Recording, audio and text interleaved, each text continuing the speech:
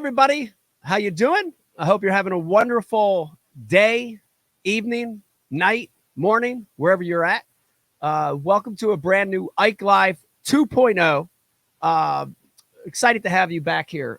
First of all, real quick, let me say thank you to everyone who's emailed and text that you're enjoying the new format. I'm having a really good time with this new format and really getting to know some of the best personalities, best fishermen, best people in the fishing world.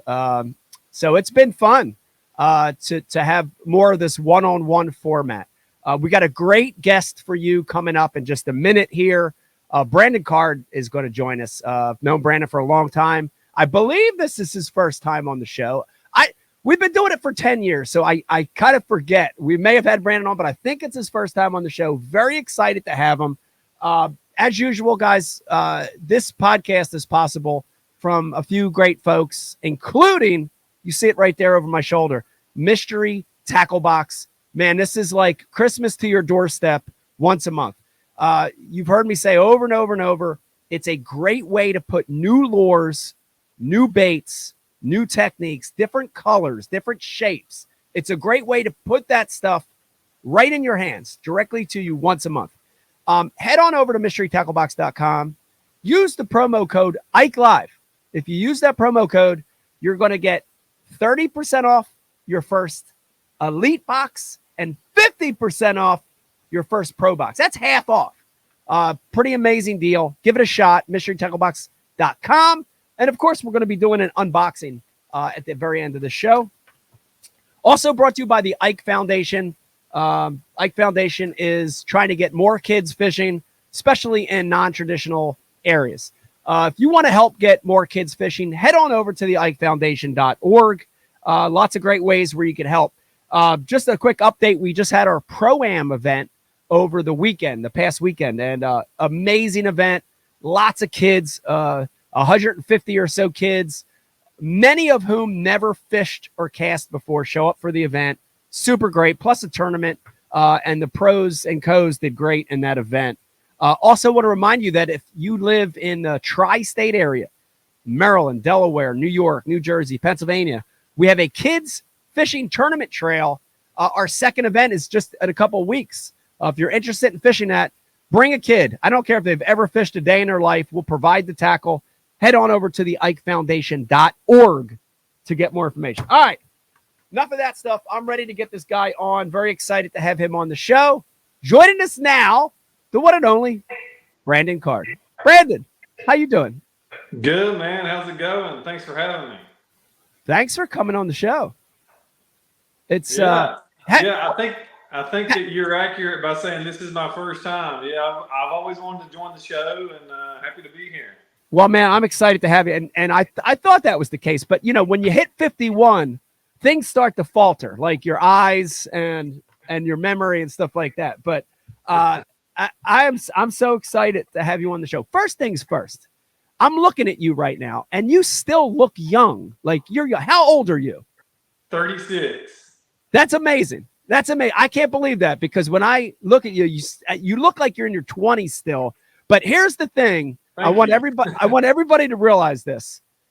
You're 11 years in to this full time. Did that fly by? Does that feel strange? Yeah. This is actually my 12th season. So, 12th season. Okay. 12th season started in 2012. But yeah, it doesn't seem like it at all. I mean, you know, if I would just had to guess, it feels like I've been at this about 4 years. Yeah. I don't know if time goes by faster fishing professionally or if you had like just a regular occupation, but it is flying by. It's just, it's crazy. Dude, it's crazy because, you know, like when I close my eyes and I'm like, oh, it's Brandon. Yeah, Brandon's the new guy. Brandon's, you know, the guy that came from the college ranks. Yeah, Brandon's the guy that won Rookie of the Year last year. And then I shake my head and I'm like, wait a minute. No. I'm like, Brandon's now one of the veterans. You're old and you're weathered. Does that feel strange to know that when you're in bagline and you look behind you, you are one of the veterans now? That's strange. It's really strange. It's kind of full circle. When I started, my rookie year was 2012, and that was the year that Brent Chapman won Angler of the Year. I Yep. also got lucky enough to win Rookie of the Year, but I remember him saying, like on stage when he was up there, he was kind of laughing. He was like, "I feel like a rookie, but I guess I'm a veteran." He's like, I've been at this now for, I think at the time it was 12 or 13 years or something." Yeah. And he was just kind of laughing about it. And then now I'm into this about the same amount of time. And so, yeah, I mean, I'm a veteran, but I feel like a rookie. So Yeah. it's a really, really strange situation. It's strange. It flies by. I can second that because I've been doing it like almost 30 years now, and it does not feel like that. It feels a lot shorter than that. But I do want to jump back, and that title you mentioned, dude, that's a big deal. That's an amazing thing, winning the ROI title. Talk about that a little bit. I mean, what did that feel like coming in on your first year? I know at one point that year you were like top 5 in the AOY. You were doing great. You had a good Douglas tournament, I remember, and dude, you were rolling that year. Talk about that year and what's it feel like to win that title? Yeah, fishing is it's a weird thing. I just watched your interview with Bernie Schultz, and y'all were kind of talking about this. It's like when you're catching them, you can't really explain why you're catching them. But Right. then when you're not catching them, you can't really explain why you're not catching them. Right.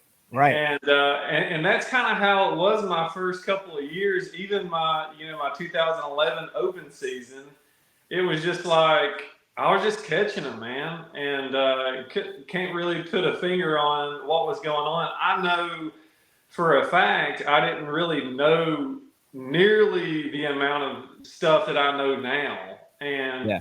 I feel like I'm way more knowledgeable. I'm better at decision making. I feel like I'm a lot better at a lot of things now. But that rookie season, like you said, I guess to this point, it's been my best year, really, like statistically speaking. Now I've had other years where I've had a lot more top tens, Yeah. but just the consistency of high finishes that I had that year, Yeah. it was very unexpected, because I mean, I fished collegiately and had a little bit of success on the collegiate circuit. I won the ultimate match fishing that they did for the college anglers that one year. That was really kind of like my only like notable college win. Yeah. So I mean, I wasn't like some of these decorated collegiate anglers like Jordan Lee and some of these other guys that Yeah. we're competing against right now. But the college circuit was just kind of starting. A lot of the college anglers back then weren't nearly as skilled as they are now. Mm. And so, yeah, it's just kind of like it just rolled. I Yeah. qualified for the leagues, and my first year fishing the opens, and then there I was competing against all my idols, that I looked up to and watched for all these years, and it just happened, man. It's incredible. I think it was just, honestly, I think it was just kind of a blessing from the Lord because it could have easily went sideways that first year or two. Yeah. And, I could maybe not even be in fishing right now. Yeah. Because Yeah. we see it. We see a lot of these talented anglers that get on the Elite Series and they have a couple of bad first seasons and then they're out. And, Yeah. That's That's the hardest period is that first, it's like that freshman, sophomore, junior season. That's the hardest season to get through, right? That's the beginning. And if you have some success or big success like you had, it makes for an easier transition to a full-time professional career. And you're right. I've seen guys that are really, really good, better than both me and you, that did not have that success and financially could not continue. So that's unfortunate. But I did want to say something, and just a quick parallel. So back when I was a rookie, forever ago, and when the dinosaurs roamed the earth, it was 1990. Back then they started in the fall. So it was the 98 99 season. And that year, I think I ended up 6th in Angler of the Year points, but there was no Rookie of the Year title. But real quick, I wanted to let you know who was in my freshman class that year. Timmy Horton, who ended up winning Angler of the Year his rookie year. Aaron Martins, Edwin Evers, like 4 or 5 of the most iconic guys in the sport. It was like, welcome to pro bass fishing. Here's your competitors. And I'm looking around. I'm like, damn. I'm like, these dudes are really, really good. But when I look back on my season, that freshman season, I had such a good season. I think my inexperience helped me. Like, you know what I mean? Like, I was so green and so fresh and new, and I had nothing to taint me. Do you think that was the case for you as well? Yeah, I really do. And, I feel like something as simple as like my tackle. Like I didn't hardly have any tackle. Right. But the tackle that I had, which I could probably put in a couple of Walmart baggies, I mean, that's a little bit of an exaggeration, but it's like I was super confident with the few lures that I had. You know what I mean? Keep it simple. Now, 12 years into this, I've turned into a tackle hoarder. Like most people, most people that have been in this industry have turned into. And it's like I have so much tackle that like prepping for a tournament and, it's like it's just so much, it kind of weighs you down. I would honestly like to go back to that somehow. I don't think I can because I'm too far. I have too much now. But yeah, it's like the simplicity of it all and just the inexperience like helped me.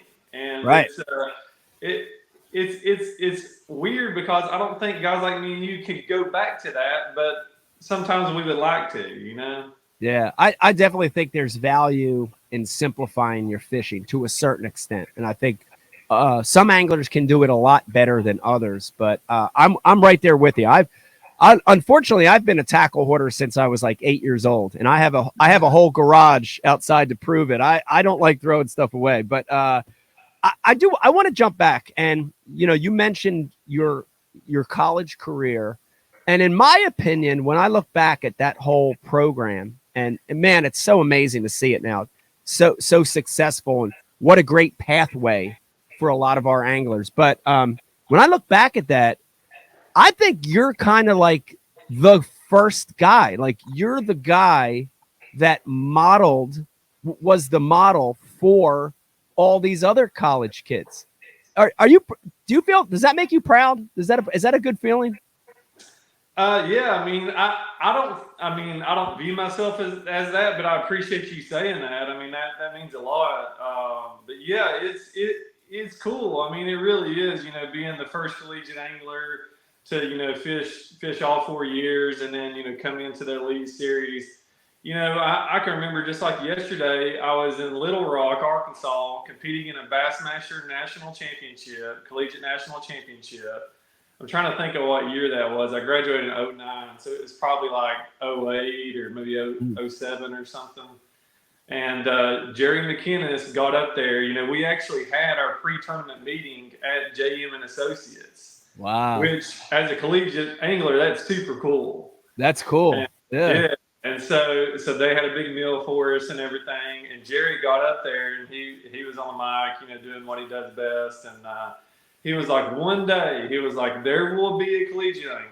Maybe one of you guys out here in this room today that will be competing on that elite series. And wow, it's like we all got chills and all that. And then like I was that guy. I was like, holy cow! Like like a couple of years later, I was that guy. And I remember whenever I first got a camera on me that year, the rookie season. I told that story. And, I think, Jerry really got a kick out of it too, because, maybe it happened a little quicker than what he thought, who knows, but it was cool that I was that guy. It really was. Yeah, man, that is so cool. That is an unbelievable story. It's the first time I've ever heard that. But I really do. I think you're you're the guy that really, I think, started the wave. And if you look at some of the best new young guys, they've kind of followed that path. And I love that. I love that because for a lot of the older guys, they didn't have that path. You know, there were other ways to get there, but I like that that route is an organized route. And I love the education aspect to it, you know, because that's so important. I mean, Brandon, we've got a lot of young listeners. We've got high school and college kids, young adults listening to this podcast. How important is that aspect, the business side? How important is that, you know, having a grasp on that? Like going to college, getting a 4-year degree, you've had a handle on what was coming on that business side. Is that important? If there's young kids listening, they want to do that. How important is that? Oh yeah, super important. You know, that's about half of what we do, really. You know, and Yeah. that's the half that most people don't see. But you know, I think I didn't pick the right major, really. I think maybe you did. Didn't you major in marketing and stuff like that? Yes. Yes, I did. Yeah. So really, you know, as the listeners are, you know, especially the high school kids are thinking about what to major in, go major in marketing, communications. Take as many speaking courses as you possibly can. Yeah. That's huge. Yeah. You know, I majored in landscape architecture, which was a really cool major. It was something I always wanted to do, but it did not really, you know, suit what you know it takes to be a professional angler. But Yeah. what did help me was that I was the president for the University of Kentucky bass fishing team for 3 or 4 years. And so I was able to, you know, deal with sponsors and, you know, work on scheduling and all that. So, you know, that was kind of where I really got a feel for, you know, all the sponsorship side of thing Yeah. was, you know, being the president of the actual fishing team. Right. But if I could do a redo, I would do what you did. I would major in marketing and I would take a lot of, you know, communications courses and stuff. We had some public speaking in landscape architecture, but not enough. You know, Yeah. I feel like some people are natural at it, and then other people, you know, really you just have to do it as much as you possibly can.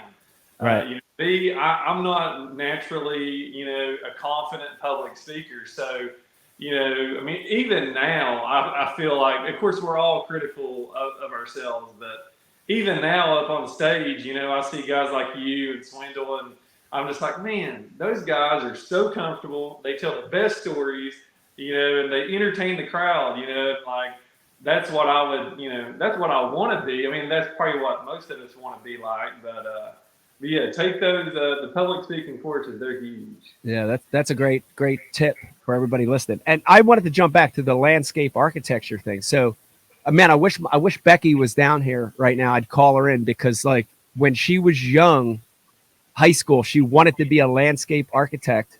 She ended up getting into fashion. She ended up changing her major to fashion, her degrees in fashion. She ended up with me now in the fishing world, but her dream is still landscape architecture. Like you got to see her yard. Brandon, I come back from a tournament. She's got stuff outlined in spray paint. She's got posts with flagging on it. I want this done. And dude, it's like crazy. She's got this crazy mind. So I would love her to be here to be able to talk with you about that because that was kind of like her dream as a young adult, you know? Yeah, that is cool. I mean, you know, I think a lot of high school kids don't even know what landscape architecture is. But Right. lucky for me, my dad is a general contractor, and so at a very young age, I was exposed to construction and landscaping, and I was always drawn to landscaping. And you know, Dad he kind of pointed me in that direction. He said, you know, there's landscape architects that design all this, you know. Yeah. And you know, he had books, and man, I was all about it. I was like geeked up, you know, just like Becky is. So that's cool that she wanted to do that, and that she gets to do that in you know in your you know yard and She all does. that. She's turned it into a hobby, which is cool. And it's a lot of work, but I get to reap the rewards of it. I come back from a tournament like, wow, this is nice.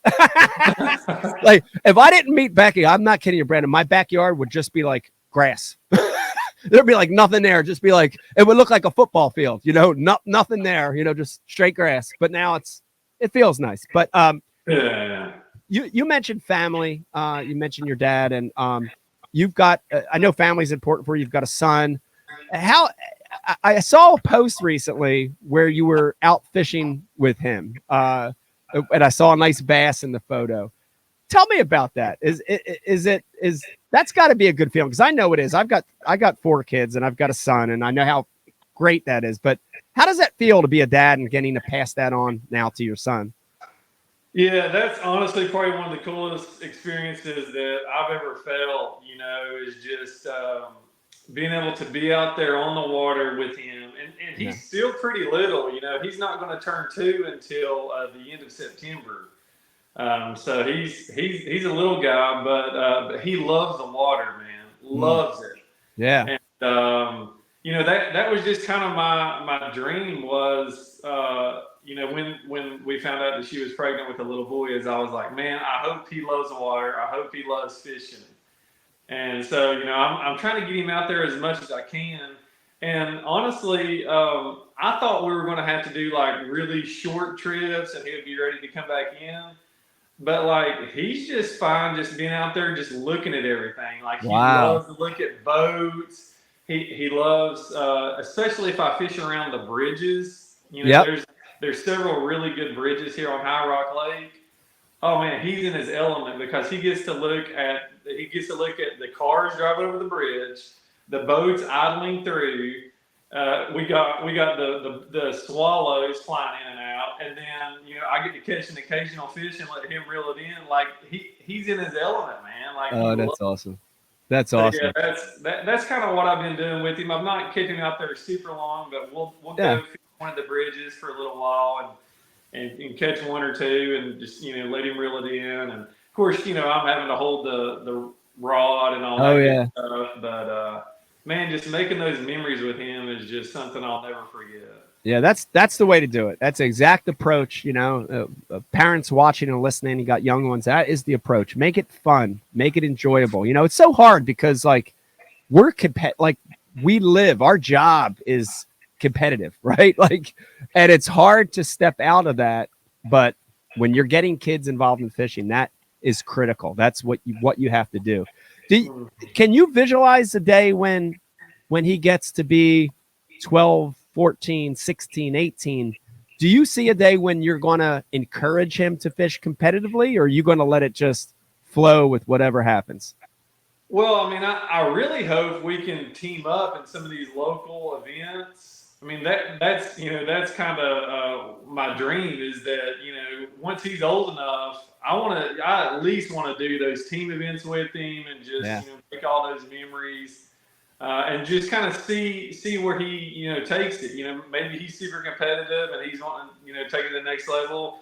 Maybe he just wants to just fish an occasional wildcat with dad when dad's home. Yeah, and that would be cool too. So I'm just going to kind of leave it up to him. But I do hope sooner than later, maybe when he's 5 or 6, we could start hopping into some of these wildcats here on High Rock Lake.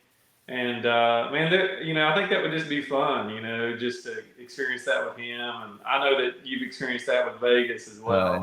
It's great. It's such a cool feeling, and Becky and I are definitely trying to let it blossom on its own, without because I've seen dads in other sports. You see that crazy football dad or that crazy baseball dad, and it almost you look at the son or the daughter and you're like, they look burnt out. You look at them, you're like, they don't even look like they're having fun. Like I don't ever want that to happen. I want them to have fun. I want it to happen on its own. I think that's important. Here's a little tip though. I'll share it with you. And if there's other dads or moms listening to this podcast, all my kids, I started with a spin cast rod, push button, old school push button rod. But Vegas, for some reason, one Christmas, I think I was in like Dick's Sporting Goods or something. I was walking around and I saw this ice fishing rod, spinning rod. And it was like on an end cap and it was like $30. It was, they were like trying to get rid of them, And I'm like, that's like his size. And he was older than your son now. He was probably 4, in that range, 4, 5, something like that. 3, 4. And I got this rod, I spooled up braid on it and only like about halfway, and I tied on a casting plug. Well, Brandon, let me tell you, that next year, so that winter through that whole summer, and he used to tour with us. You know, we would tow the camper and he toured with us. He would just cast. He'd be out in the campgrounds with a puddle, cast it. And before I knew it, I'd say within a year, he was so good with the spinning rod. Like he was hitting targets, he was skipping. And I'm like, wow. I'm like, here's a second use for ice fishing rods if you don't live around anywhere that ever ice is over. Man, that is awesome. Yeah, like so he was skipping better than you with an ice fishing rod. Pretty much. And this is a little embarrassing to tell you, but my uncle and my grandfather got me in fishing. They got me involved with a spin cast. Back then, Zebco was all that was around, and I used it all the way till I was like 10 or 11 years old. Like I exaggerated the length I should have been on a spin cast. So, but to see him getting that good with a spinning rod was super, super cool. So little ice fishing tip there for everybody. Speaking of kids, kids events, I saw another post where you were involved in a kids event, fishing event recently. Dude, I love that. I mean, you know, our foundation, we try to get kids fish. Talk about that a little bit. How cool was that? Oh, super cool. Yeah. So basically, it's a tournament I do every year. It's a college and high school event. So it's basically two tournaments in one. And it's something that I wanted to do ever since I got on my lead series because, you know, obviously being a collegiate angler and doing kind of, you know, working my way up, it's like I wanted to do that for college anglers. And so I started talking to the local chamber of commerce there where I grew up, and they were like, well, man, we really want to have a high school tournament. And I was like, well, why don't we do both? And so they're like, sure, let's do it. And so I'm pretty sure last year was either our 6th or 7th year doing it. And man, we love it. All my high school buddies that I grew up with come out to help out. You know, my family, they're all there. And it's really turned into an exceptional event. You know, the first couple of years, you know, running a tournament, I don't know if you experienced this or if you had people that were really good at it, but as a tournament angler, you think that you would be good at running a tournament, but running a tournament is way harder than what you would think. Dude, it's hard. It's hard. Yes, it is. There's so many things that you don't think about as an angler that I totally just like left out that first year or two. And over time, we kind of dialed it in, and it's a pretty well-oiled tournament now. But the first couple of years, it was kind of thrown together. But the kids have loved it every year, even that first year when we kind of threw it together. And it's just kind of my way of giving back. And you know, I try to get as much sponsorship money as I can to like really have an exceptional payout. You know, So you know, I feel like those kids that win our event, or even just, you know, cash a decent check, you know, they're going to go out, they're going to buy rods and reels and put gas in their boat, and you know, they're going to spend it the right way. You know, you don't have to worry about giving money to a high school or college angler and they're going to go, you know, spend it, you know, doing something crazy. They're going to spend it in the fishing world, and so that's kind of what we do. We have an exceptional payout. And then all my sponsors just send all kinds of stuff to give away. Pretty much every kid in the tournament just gets hooked up, you know, with giveaway items and you know, the payout and all that. It's really fun. It's awesome. Well, hats off to you, man, because I more guys have to do that, and not even just, you know, pro anglers, but I think more people need to get involved in getting the next generation fishing, the next generation excited about the sport. Just getting them outdoors. So hats off, dude. I love that you're doing that. That's cool, man. Very, very cool. Yeah. You know, thanks for all you do with the foundation. And you've always been great with kids, man. That's something that I've always looked up to you. You know, after you get off the weigh-in stage, you know, you're hanging out with the kids. And, you know, there's not many guys on tour that do that. And so I appreciate you doing that. Thank you. Just being good to all those kids that you come in contact with. Thank you. I appreciate that. I want to switch gears, and I got to talk about this because it's probably the most crazy story, medical journey that I've ever heard of someone that I actually know.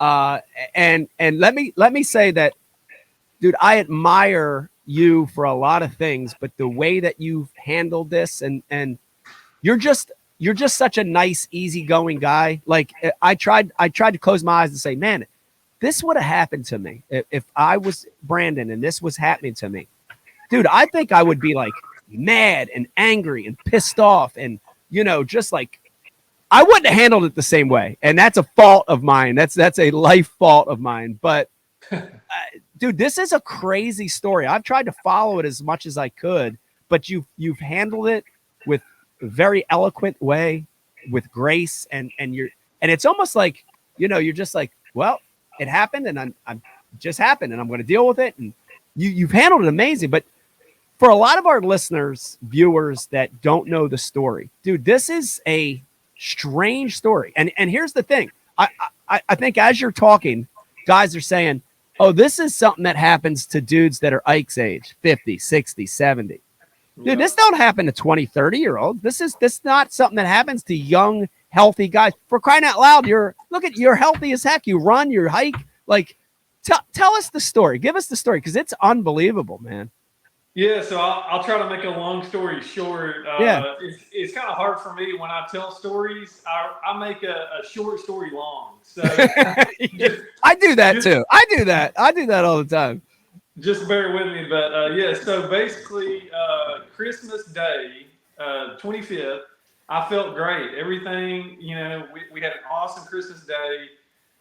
Christmas is obviously most people's favorite holiday. Yeah. Everything was good. Everything was good. December 26th, I wake up with the worst headache of my life. Like I've had a lot of headaches in my life. I deal with neck pain. My little boy's out here making crazy noises. That's okay. I've dealt with a lot of neck pain in my life, and the neck pain gets so bad that it goes up in my head, and it kind of starts like a migraine and stuff. So I know what headaches feel like.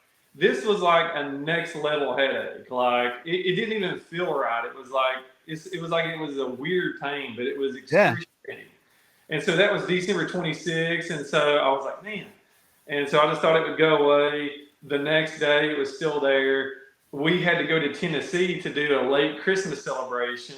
That's about if I drove by myself, that's like a 4.5 hour drive. But with Davis and Kelly, it takes us forever. So that was brutal. Just trying to do that drive with the worst headache of your life.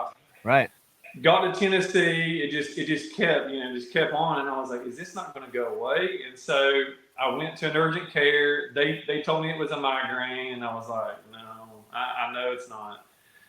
Wait a couple more days, and we're getting ready to come back home at this point. And like the whole trip has just been terrible. I mean, I'm basically taking as many Advils and as many Tylenols as I can just to kind of live, like function. Right. So then I go to an emergency room in Knoxville, and I'm like, they'll figure it out. They put me through an MRI. They're looking for brain tumors and all this stuff, and like I feel like they're giving me like a really good workup, and they find nothing. Like the doctor's like, it's just a migraine, man. That's it. And I was like, and you're at this point, you're at like a really good hospital in Knoxville. Like this isn't like a CVS. This is like a really good medical facility. Yeah. And I was just like, and I told him, I was like, no, it's not a migraine. He was like,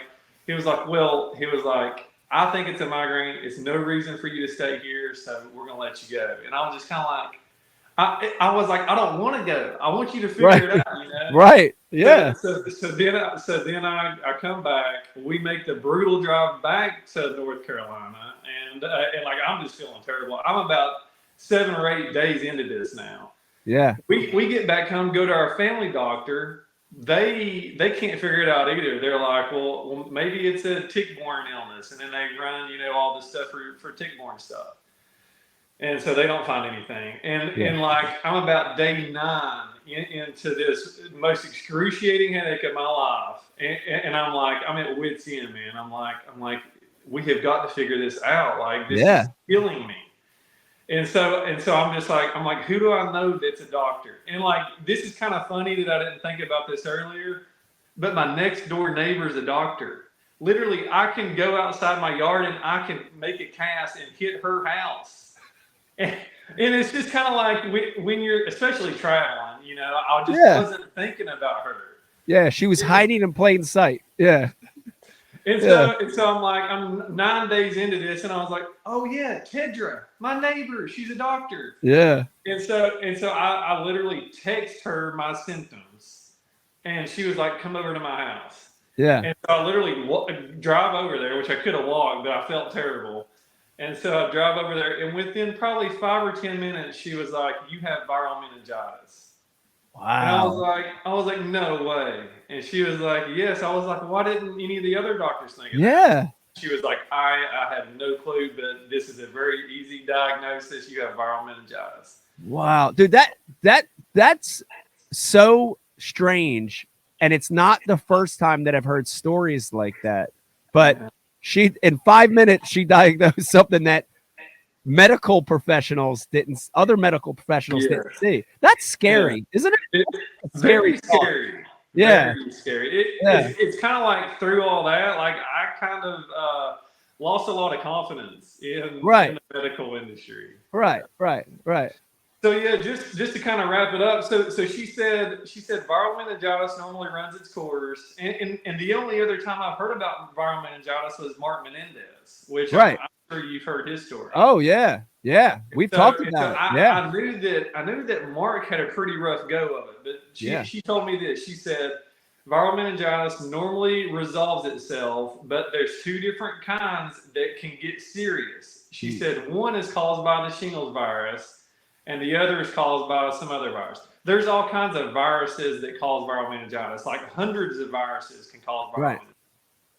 And she said, do you have any rashes? And I was like, no. And she was like, well, you probably don't have the shingles virus, so that's good. Right. And the other one, she said the chances of you having the other one is very slim too. Right.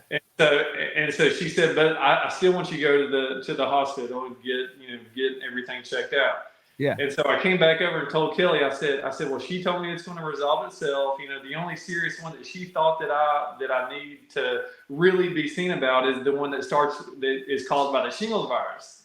And, obviously I don't have any rashes, so I'm good, So being the guy that I am, I don't want to go to the hospital, right? Right. And so I literally I'm just like, oh, okay, well, it's going to resolve itself. I wait another day or two, and the right side of my face starts to not work. It's just like I can't. I was literally sitting on the couch with my son watching TV, and I couldn't shut my eyelids. And I was like, "What the heck?"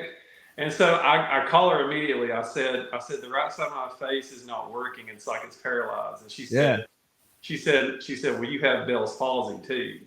And she said, you need to go to the hospital right now. And I was like, yes, ma'am. Like, let's go. Yeah. So I went to the hospital. Come to find out, I had the one that was caused by the shingles virus, but I just didn't have any rashes. And I didn't even know that was a thing, that you can have the shingles virus and not have any rashes. Right. And so I did have the serious one. I just didn't know it. And so long story short, I was in the hospital for 7 days, 6 nights. That was the toughest week of my life, I'll be honest. It was brutal. And my heart goes out to all those people that have chronic conditions that have to spend so much time in the hospital, because that was the first time in my life that I had ever spent time in a hospital. Right. And I would say that was kind of like the low point in my life, honestly. Because I was by myself my wife was there a lot, and my brother and mom came, but still, like, all those sleepless nights, you can't sleep in a hospital, and you're just laying there thinking. Right. And so it was kind of like I would feel like I was in a dark place at the hospital, but I kept quoting like Bible verses, and I was listening to some of my favorite like Christian songs that just kind of really built me up. And so I think it took me that whole week to kind of snap out of that funk and that darkness that I was in. And when I finally got out of the hospital, I was like, man, God's going to turn this around and use it for good. There's a reason why this happened to me. He's going to use it for good. And so that's kind of where I've had this positive outlook and the positive vibes that I've been, kind of showing in the videos and on stage and stuff. Yeah. But, I just feel like there's a reason why it happened. And, at this point, obviously it's opened some doors for me to kind of tell my story and my testimony. Yes. And maybe encourage people that are going through some illnesses and some health battles in their life. And so, I think that's kind of why it happened to me is that God's kind of given me this platform where, like, let's face it, as a pro angler, there's a lot of people that watch professional fishing, and so it's a huge platform, and Yeah. maybe it's just my way of just encouraging people that's dealing with health issues. Yeah, it's like I said, it's been unbelievable for me, as a fan of you and the sport to watch you go through this. And everybody goes through things in their life where they get to that dark place. Not always medical, right? It's other things, Yeah. and you're at a low point in your life. I've been through a few, and it's great that the way that you've explained it, using your faith to get through it. It's amazing. It's amazing, dude. I'm just so blown away at how you'd handle this. It's been great to watch. I appreciate it, and just to kind of wrap it up for the viewers at home. So basically, the meningitis. I was on antiviral medication, and so it took about 14 days to get over the viral meningitis. So I'm past that. That's all good. The facial paralysis. Come to find out, I actually have what's called Ramsay-Hunt syndrome. It's very similar to Bell's palsy, but it takes a lot longer to get over than Bell's palsy. So the Ramsay-Hunt syndrome is kind of taking its sweet time to get better. I'm about 5 months into this. About a month and a half ago, I started to get movement back on the right side of my mouth. Yeah, which is awesome. It's still a little bit crooked, but nothing like it was. So that's awesome. Right. Super about that. But the big thing is my eyelid. My right eyelid still doesn't work. So I'm hoping and praying every day that my eyelid starts to work, because I'm going through these eye drops like it's crazy. Right. I'm putting eye drops in my eye like all the time. So that's kind of the issue now. And really, as long as I put my eye drops in, I'm good, and I'm dealing with it. And this summer has actually been a blessing, because on the really humid days, the hot, humid days, my eye doesn't dry out nearly as much as it did back when all this started. Back when it was cold, the cold, dry air.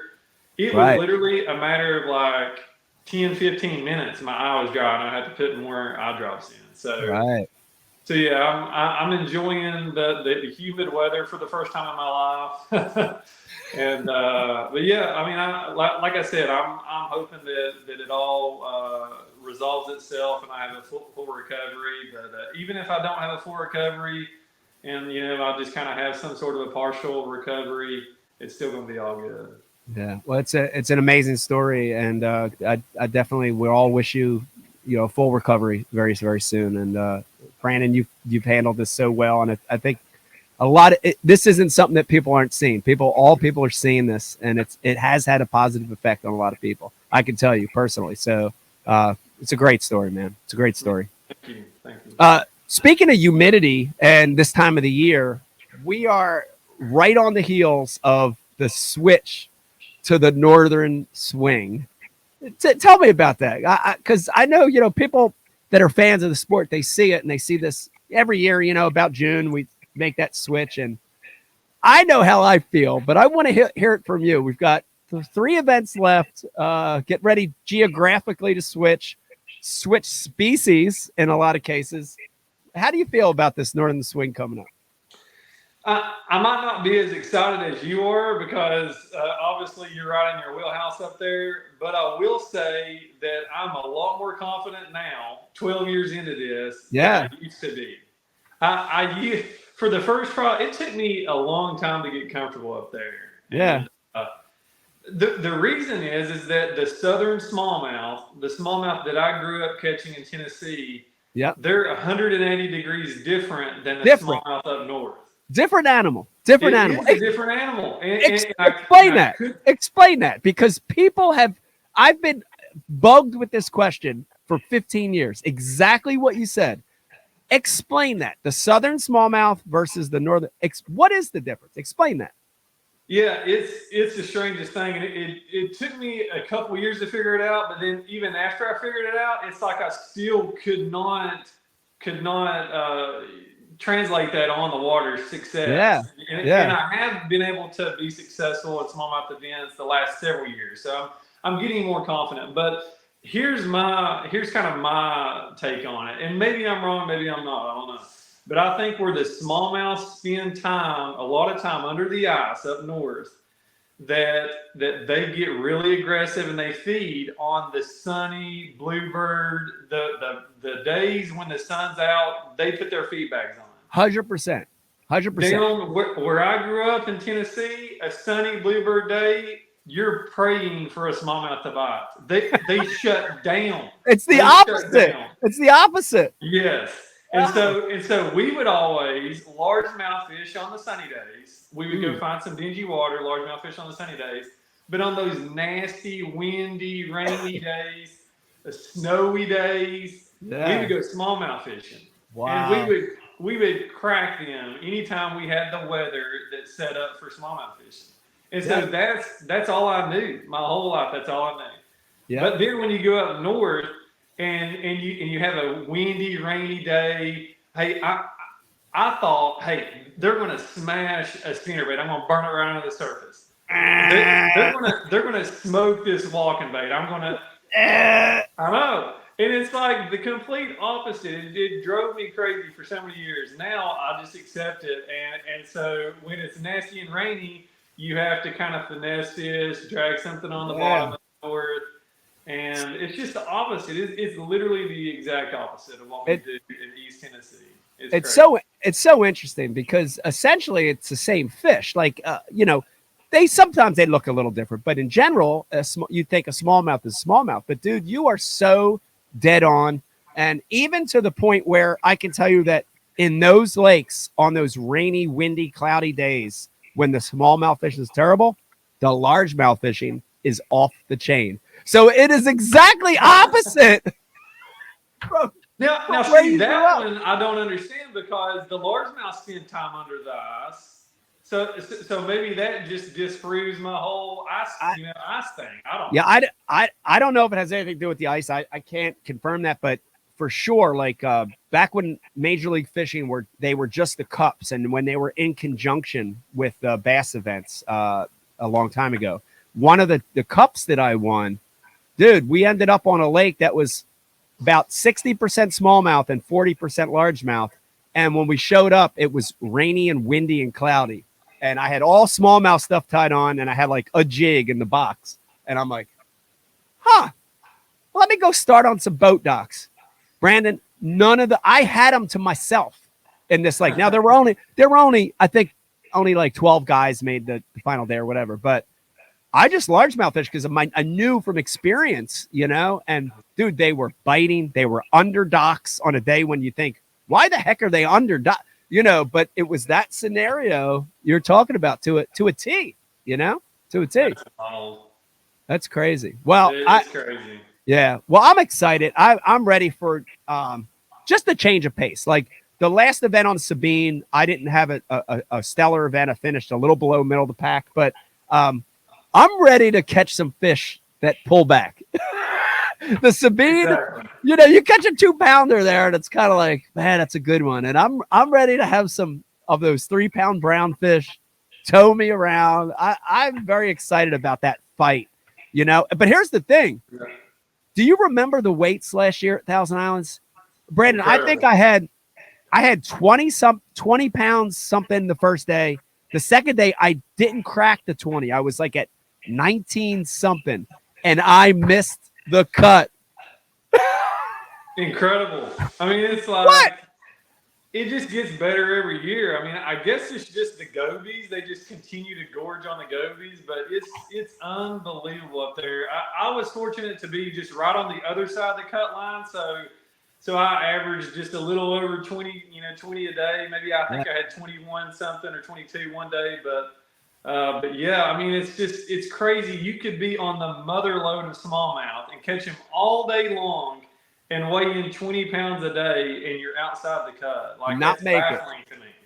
That's so amazing and bizarre. That was one of the only ones where you missed the cut and you're not that mad because it was so fun catching Yeah. them. You know? Exactly. When you go to the Sabine River and you grind for 7 days straight in like the humidity and the heat that we have, It and you was miss the tough. cut by a pound, you're pretty Yeah. mad about that on the drive home. Yeah, I was mad. I missed it by a little more than a pound, but Yeah. I just, you don't, when you don't get a 2 pound bite, you're in trouble there. So I know it's just so frustrating there because it's the exact opposite, but it's so similar. It's like the weights are so close yeah, that like one decent bite takes you from like 60s to like the 30s or 40s. it's crazy. It's Crazy. wild. It's crazy. Well, I'm excited to get up on that northern swing. I'm excited to see you back out on the trail up there. And Brandon, thank you for joining us, dude. I had such a good time, and I appreciate you telling that story. I appreciate, a lot of guys that had dealt with that would have not been outgoing and open. And I appreciate so much that you're willing to tell the story. And I think it affects people in a positive way. So thank you for doing that. Yeah, I appreciate it, man. Just thanks for having me on here, and hope we can do this again soon. Yes, sir. Thank you for coming on the show, Brandon. I'll see you in a couple weeks. Yes, sir. We'll see you up north. All right, there you have it. All right, Brandon Card, everybody. Yes, man, I'm excited to have him on the show for the first time. Great guy, really good dude, man. I know I've said that before with other guests, but good dude, like really good dude. So thank him for. Want to thank him for coming on, telling that story. What an amazing journey he's been through. Let's get to that part of the show. I know a lot of you are very excited and you wait for this part of the show. I love doing it. It's time for the MTB unboxing. Ah! Hold on. Hold on. When I do that for now, I should yell and do this. Ah! It's like Wayne's World. Today, we're going to open up a Pro Box. That's the black one. Remember, if you're interested in getting one of these, comes right to your doorstep. You have to walk over the thing, for crying out loud. If you want to get one of these, head on over to mysterytacklebox.com. Use the promo code Ike Live.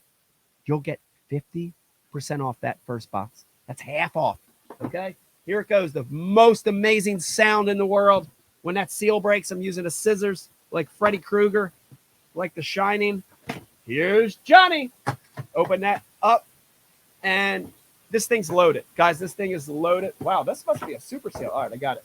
A lot of different baits in this box. We've got soft plastics. We've got jigs. We've got hooks. We've got crankbaits. We've got swim baits. I see finesse worms. I see grubs. Of course, we've got some stickers, and we've got our information guide to tell us about these lures and how to fish them.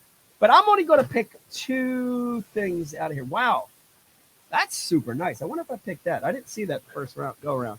All right, I'm going with these two. A lot of great stuff in there, but I got to go with these two. Okay, here we go. Number one thing that caught my eye is a swim jig. This is the Thunder Hawk mouse head grass jig. Look at the head on that. It's elongated. The line tie is sort of in line with the hook. So what a great looking grass jig. This thing's a 1/4 ounce, which is one of my favorite sizes. But here's the other thing that really stood out. Look at the skirt color on this thing. You ready for this?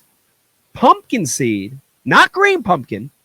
Pumpkin seed, green pumpkin, and blue. Definitely a color that mimics a bluegill or a crawfish or a warmouth or a panfish species. I could see that working, and that's a very unusual color. Love that one. The next one is a jointed swim bait, and this is by Guggen Ketchko, and this is the Junior Contender. It's a single joint glide bait. Here's what I like about this one. Most glide baits, dude, they're like a freaking tennis shoe. This one, Let me see if I can find exact length for you.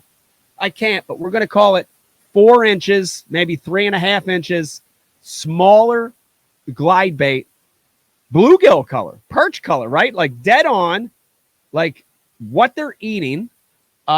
Looks really good. It looks like it has a softer tail on it. So, you know, glide baits now, these hard ones, dude, they could be $50, $100, $200. So to have that in my MTB, that's something I would definitely like to try. There you have it, guys. Mystery Tackle Box. Go to mysterytacklebox.com. Use that promo code IkeLive. 30% off your first Elite box. 50% off your first Pro box. Use that promo code. Guys, thank you. I hope you enjoyed this one. I hope you're enjoying the new Ike Live 2.0. Brandon Card, shout out to him for coming on the show. And we will see you at the next one. Joining us for the next show, the one and only Drew Cook. Join us. That's going to be a good one. I can't wait for that one. Hope you have a good time. And thanks for tuning in. Bye.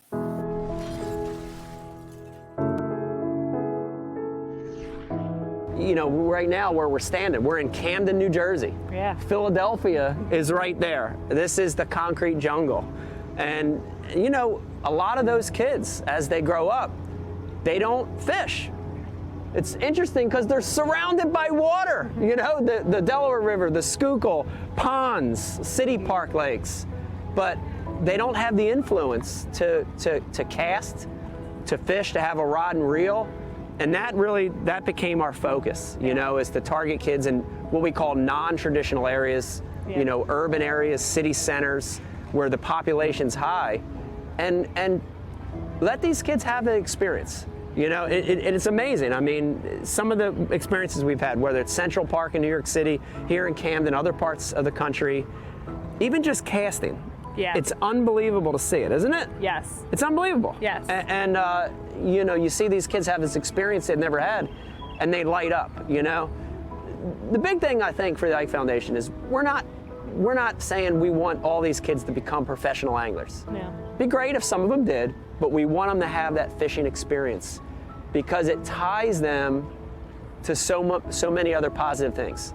The outdoors, nature, conservation. Ecology, you know, all these amazing things in life that maybe they wouldn't have been exposed to any other way. We're trying to help with that. So it's important. It's important for us. Yeah. We're proud of it.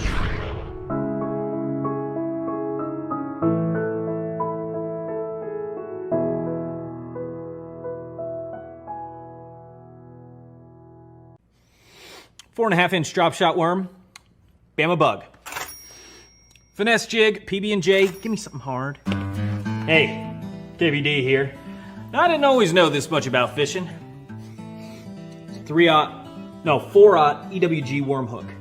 In fact, there was a time when I couldn't tell the difference between a jerkbait and a stickbait. But then I signed up for Mystery Tackle Box, the original monthly tackle subscription. And now I know more about fishing than I do about calculus. And he knows a lot about calculus. Plus, I get amazing extras like free fishing magazines. October 2016.